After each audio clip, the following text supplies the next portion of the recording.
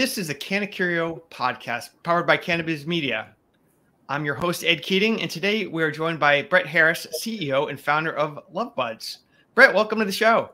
Hi, Ed. Thank you so much for having me. Happy 420 to you and everybody. And absolutely, it's an honor to sit with you today. Thank you. Yeah, I agree. I think we picked a good day for it. So yeah, definitely welcome to the pod.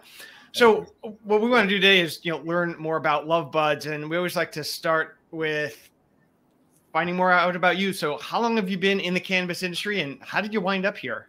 Yeah. So my life has been an interesting sort of circle of events, and started in investment banking, and then my family has an import and distribution company. So I ran warehouses, and then moved to sales management, and then product development and procurement and sourcing and logistics. And then I left and I created a e-commerce entity, mostly B2B, and varying levels of success in my career. I've had some ups and downs, and learned a lot along the way. But everything, after that, I had a couple experiences, and by the time I was 40, I had sold 3 companies, and so I started consulting. And while I moved to LA for a while, and I was consulting there, and I was an analyst for a large consulting firm. And when I would come back to Colorado, I would analyze my friends' cannabis businesses, because those were the guys that got into the space. And I started realizing, wow, these margins are spectacular. But one of the things that I really specialized in with my analysis was tax strategy. And 280E was a very, very significant issue I recognized right away. So I packed up my stuff in California, moved back to my hometown in Denver in Colorado, and opened a consultancy in Colorado, and started battling 280E with my clients. And then I started taking my previous life, where I was importing and distributing, and thinking, well, we used to import and sell plates and glassware, and it's pretty easy to find factories that make bongs and pipes. So yeah, I started encouraging my customers that there's a way around 280E. If you start selling products that are not THC, perhaps you'll be able to make some of those savings that you otherwise would not have. So there was a federal court case that basically agreed with my theory, and it was if 10% of your revenue was non-THC, then you could write off 10% of those things. And I thought, well, there's nobody better to stock them. And LuvBuds really started, first of all, it started in my guest bedroom in a 2-bedroom condo in downtown Denver. Nice. And it was a consignment company. We put fixtures into dispensaries, we stocked the dispensaries, and we would do inventory, and they would pay us 50% of what they sold on a weekly basis. And one guy said, hey, 50% is not enough. And I said, okay, well, then let's create a wholesale relationship. And that is how LuvBuds got started. We were stocking shelves in dispensaries. And, when the dispensaries first opened, they were, 3 glass cabinets and a couple, millennials. Right. And they were just selling cannabis. They weren't selling lighters and rolling papers and bongs. And they always had a deal with the smoke shop down the street. Well, it's interesting, Brett, and that obviously all that previous history and work experience you had, understanding, the operations, the sales, but also the tax angle, really set you up in a good space to pick a business that I imagine does not have a lot of 280 issues, because you're not plant touching. And the nice thing about being in the picks and axes business is that we don't really suffer from regulation. Yeah. Well, right. That's intentional. Now, if I remember correctly, LuvBuds has been around for about 10 years. Is that right? LuvBuds started in 2015. Okay. So it's like us. You're about 8 years getting maybe into the 9th. So yeah. So I've been in cannabis since 2014 when I started analyzing consulting, and then I started LuvBuds, and I had my consulting business together. Yeah. And then about the end of 2017, I decided I had to do one or the other. So I went with LuvBuds. So in looking back over these 8 years, just as we do at Cannabis, how have you seen the industry change, and how has it changed in your part of the industry? Because we've seen a lot of ups and downs, and have you as well? Have you been consistent? Yeah, we've been very, very blessed because, I mean, we're one of the reasons that dispensaries went from being just cannabis shops to now becoming head shops as well. The changes, obviously, Colorado and Washington and Oregon really were the beginning of the industry. And and it was very fragmented, a lot of mom and pops and single store owners and vertical integration where they own their grow and their MIP or their manufacturing and their dispensary.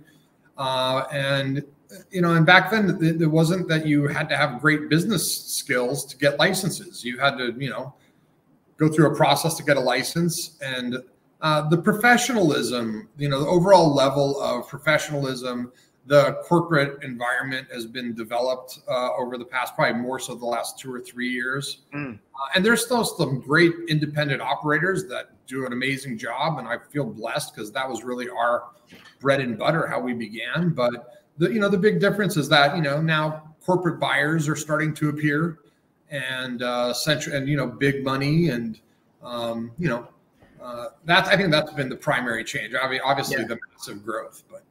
Well, it's interesting because we're always interested as we talk to our clients and others in the industry is what is that B2B space like, and how is it changing, and with the movement of MSOs still continuing to grow, and obviously dealing with a client like that is going to be very different than dealing with a solo operator. So, what you see happening in terms of how that market space is evolving, because, we were definitely in different times than we were in like 2018 and 19 when, the industry was still a little bit more of a green rush, and now it's not quite so much.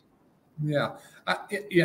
Listen, I think, we love the independent operator. We love the small regional chain. I mean, that's, like I said, that's really how we developed our company. But those companies started getting acquired on a pretty regular basis over the past 2 years. And there are some very, very dominating MSOs that are extraordinarily well run, that have got corporate philosophy, that use metrics and KPIs. And, and the other thing is that merchandising and, just-in-time inventory are starting to become processes that the industry did not have 3 years ago.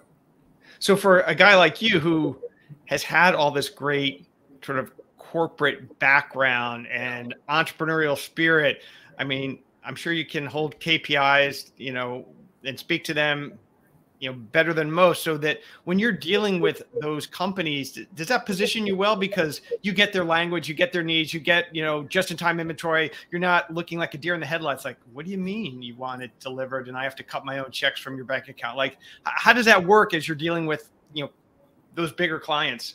Yeah. So, in my previous life, I dealt with Bed Bath & Beyond and Target and Federated and, and listen, the next thing that's going to happen in this space is EDI will be implemented, purchasing softwares. Yeah. So I always started LuvBuds with the intention that we were going to get to this space because it's really what I understand better. I really had to kind of take things down a little bit early on and handhold customers, which love to do that also. But, now I was speaking with buyers that came from Kohl's or Williams-Sonoma that are now in the space. Yeah. They've got very different ways of going about it. And fortunately, that is sort of what I've been waiting for the industry to get to.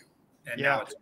No, that's a great point. I mean, from the data side, we see the same thing. My co-founder and I have been in the data industry for a really long time. And now we're starting to run into people on the client side who also come from traditional industries. And when we can talk their language, they feel comfortable, like, oh, okay, these folks just didn't come out of nowhere. Now, in looking at the industry itself and sort of the competitive aspects, I'm curious, what are the differentiators for people in your space? Like, how do you stand apart from other people who are, trying to sell to the same clients? I think availability. I think we're very, very available. We use a lot of the platforms. We're the largest distributor on several procurement platforms. Oh, yep. And also, we give terms. We were, early on, we were giving terms to dispensaries when nobody was. I thought that was a very, very valuable aspect of our growth. And then, listen, at the end of the day, you can getting a customer the first time is anybody can do that. Yeah. Keeping a customer is what makes you a good company. And I'll be honest with you, our staff, the people at LuvBuds, our sales staff, our customer service staff. I mean, if you read our reviews, they all rave about our customer service. We ship faster than ever. I mean, I gotta tell you, we this 420 season, we were so inundated, but we got about 98% of all orders to everybody on time, even though there was a massive increase in orders. If you don't perform, if you're not set up well, if you haven't done, your proper inventory maintenance, and if you're just not a good company, you're not going to succeed in this space now. The days of it's cool and get it right next time, those are over now. The level of professionalism has increased. And what really sets LuvBuds apart is if something breaks in your shipment, you call us and we give you credit and we send you a replacement. There's no sense in us fighting our customers. Our goal as a company is to make the buyers look genius and to make their lives easy, because the accessories part of a dispensary's business is anywhere from 1% to 8% of their total revenue. It's usually an afterthought. They're there to sell cannabis and cannabis products. What we do is ancillary. It's usually not thought of very well. And if we can do anything to help those buyers merchandise our product better, make sure that the pricing is correct, that they're retailing things properly, that's the services that LuvBuds offers. And also, we've been in it so long, we have the data. We know what people buy and what they don't buy and what does well. So we provide products. And also just the fact that you as an old boss of mine used to say, your numbers 1% to 8%, like to being able to say that to somebody who owns a store and sort of remind them that with margins so tight, anything that you can do to move that needle on something where, they can make a decent margin themselves is got to be really helpful. So helping them achieve that is a big deal. It sounds like from a strategy standpoint, if you think back to the old way that businesses were managed, it's sort of like you guys excel in operational excellence and customer intimacy. You're not necessarily trying to compete on price, but being really good at what you do and keeping your customers happy is certainly a good formula for success. But we compete on price too. I always say that, a company like mine doesn't make money how you sell product, it's how you buy product. And we're super aggressive with our vendors and our own import product. And you have to be price sensitive, and you have to make sure that the people doing business with you have got a better selection than the people that are not doing business with you. And listen, the goal to our business is increasing the dispensary's average transaction, right? If somebody walks into a dispensary with $50, they're going to spend $35, $40 on cannabis. That extra $10, that's for us. And if it's appealing and it's a good value, we'll get that money out of that customer's pocket. Yep. Yeah. It's good. Definitely that share of wallet. Now, in looking at other things happening in the industry, as I was doing some research, I saw that two companies in the space, Green Lane and MJ Packaging, just sort of announced a relationship a few weeks ago that seemed kind of interesting. What are your thoughts on that? What would bring companies like that together? Yeah. Well, Green Lane was one of those companies that went public and did very, very well. I'm familiar with at least one of the two original founders and owners, and we've done a lot of business with Green Lane. They merged about a year and a half ago with Kushco. Right. So there were two companies, I think admittedly both struggling and the attempt to sort of reboost the company. Listen, we're very familiar with Green Lane. We're very familiar with MJ Packaging. They're a competitor of ours. We've got a friendly relationship with Green Lane. We are a sub-distributor of theirs. Listen, it's always very interesting to see how these relationships play out. We went against public offerings. A lot of these companies that have went public have had limited success. I wouldn't say that they have all fallen apart, but they haven't. The cannabis stocks have not followed through with the promise that there once was. And some of it's they raised too much capital at too high evaluations, and they spent they spent a lot of money. Yeah, no, it's true. They didn't have to shoestring it like we do. where our growth has been gradual and intentional. They sort of said, let's throw all this money out there and let's grow, and probably weren't keeping track of the fundamentals of their business along the way. It's a great point. Yeah, going public too early, too small, or sometimes just you're in the wrong spot in the industry to do it. I've been in industries where that's happened too, and it can be painful. Yeah.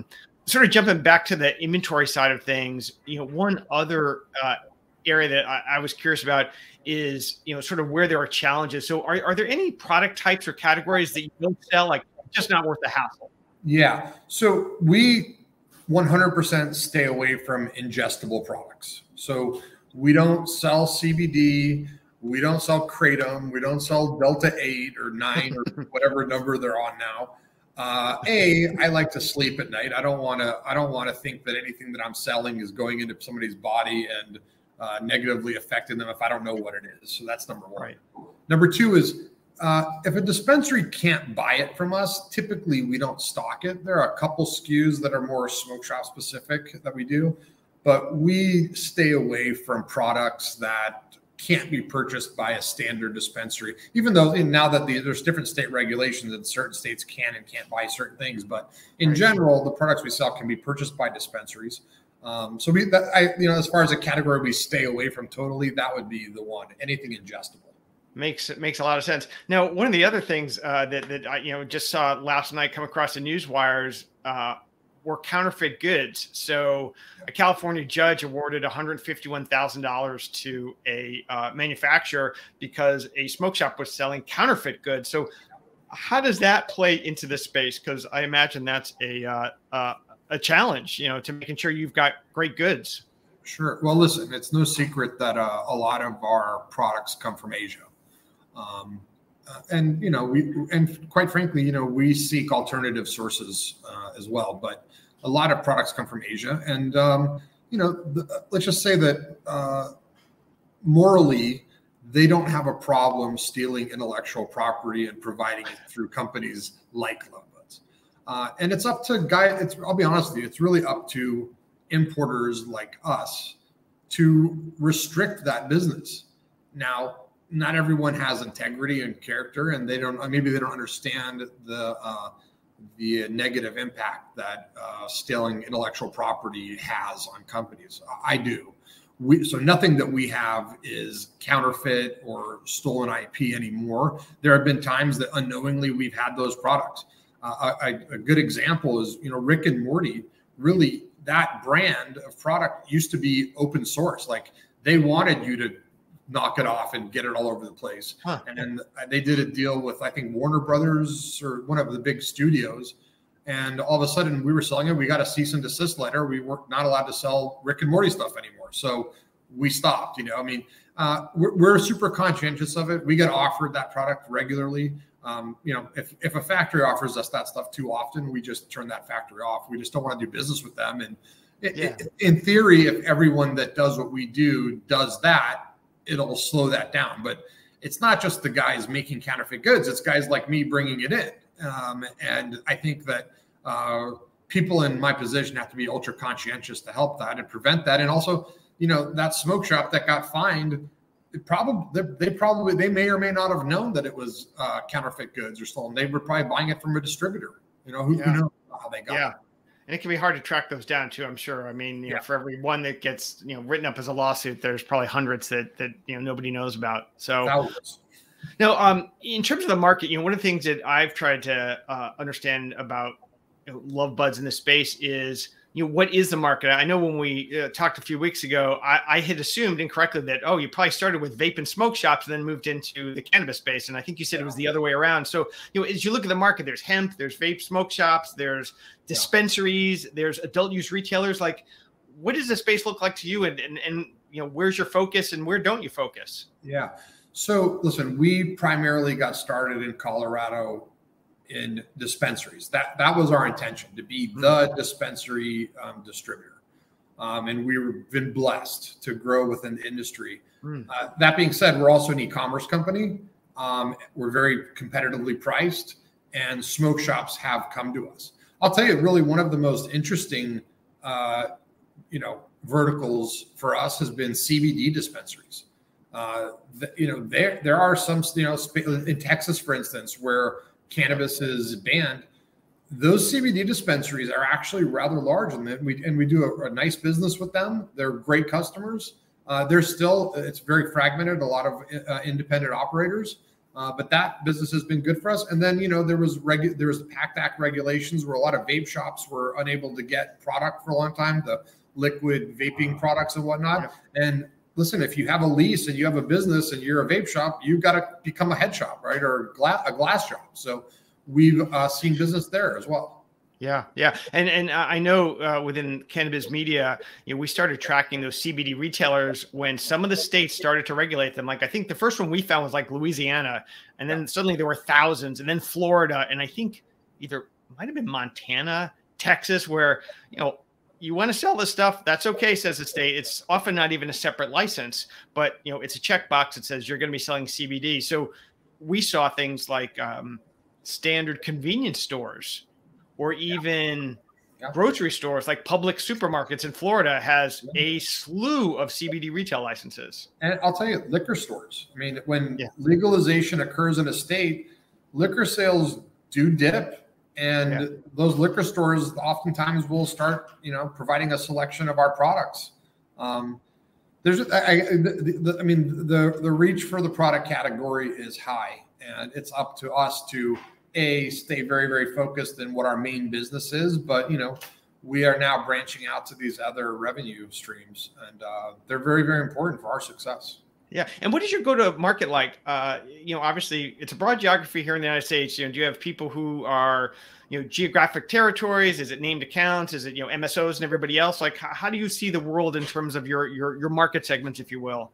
Yeah. I mean, it's ever shifting, right? Because, 3 years ago, it was, you hire a salesperson and they have a state, now it's changed. Now you've got a territory, and then you've got key accounts. I mean, 3 years ago, MSOs were really not a thing, So now we've got key account managers.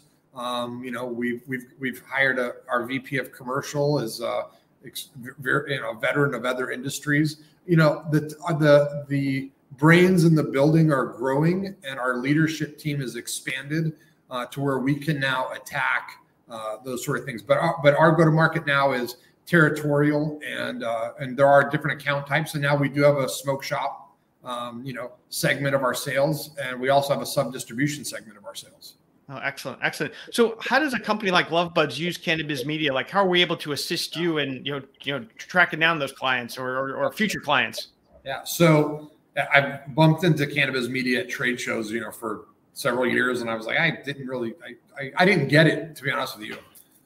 Then finally, I spent some time in a booth. I think we're at a trade show, and I spent some time in a booth, and I said, wait a second, you guys can tell us when new licenses get approved. That was the thing that really caught my attention. Obviously it's important for us to know when licenses are changing or pending or approving and people are applying, and our brand name is very valuable. And, my goal was to get our brand name in front of those people as soon as possible. And that's really what we use cannabis media for. Excellent. We're very, very interested in pending and newly activated licensees, and making sure that our sales rep are aware of their territory growth, and contacting those people and letting them take advantage of the valuable services we provide. Excellent. Well, I'll give you a tip. I know that my data team, which I run, is jumping all over Alabama now, because apparently they've dropped some information on Applied, and I think even the applications and the applicants. So we're trying to dig through to see what we can get it into your hands and others, so that they can become your clients as well. Well, we're still trying to keep up with what's going on the East Coast. Everyone's aware of New York and New Jersey, and Ohio's growing, and Connecticut. I guess the point is there are so much. The industry itself is growing at a really rapid pace, and we use cannabis media to identify where new licenses are being issued. Awesome. That's great. That's great. Now, we talked a little bit about this before, but in terms of regulations, does that really come into play for you? In terms of states, are there certain states where, there's you can't sell your goods there? Like, is there anything where it's prohibited, like in, like Idaho or something, where, they're pretty anti everything? Well, listen, smoke shops and head shops have been in all 50 states long before LuvBuds came around. So that's one thing. But, when it comes to like Pennsylvania, Ohio, they've got approved products list, at least products that are allowed to be in dispensaries. And Florida's got some pretty significant guidelines as well. So it's important for us to understand what you can and can't sell in every state. And if we have to submit product for approval so that the customers in that state can buy it, we're very active that way as well. And then also dealing with a new buyer. Maybe somebody got hired in Florida and they've never bought in Florida and they just want to come in and buy everything. We have to sort of funnel them down to what they're allowed to buy. So that's a service that we provide buyers and let them know, make sure that they don't get their hands slapped, because it makes us look bad, right? If they're buying from us and they're not buying the right things, then we're not doing our job very well. Yeah, well, that's a great service to offer. Absolutely. Sort of looking at the industry broadly as we sort of wind down, when do you think the cannabis industry is going to hit bottom? A lot of people are still looking at these challenges. Prices still declining. The unlicensed market still consuming a lot of share of wallet. Any thoughts, guesses that you've got? Yeah, I mean, I don't know if cannabis will ever hit bottom. Listen.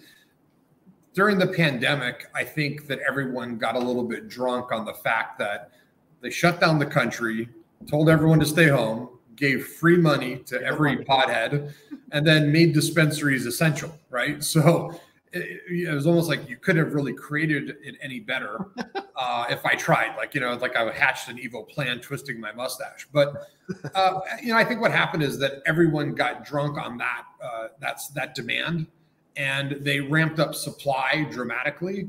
And then that demand subsided when everyone went back to work, right?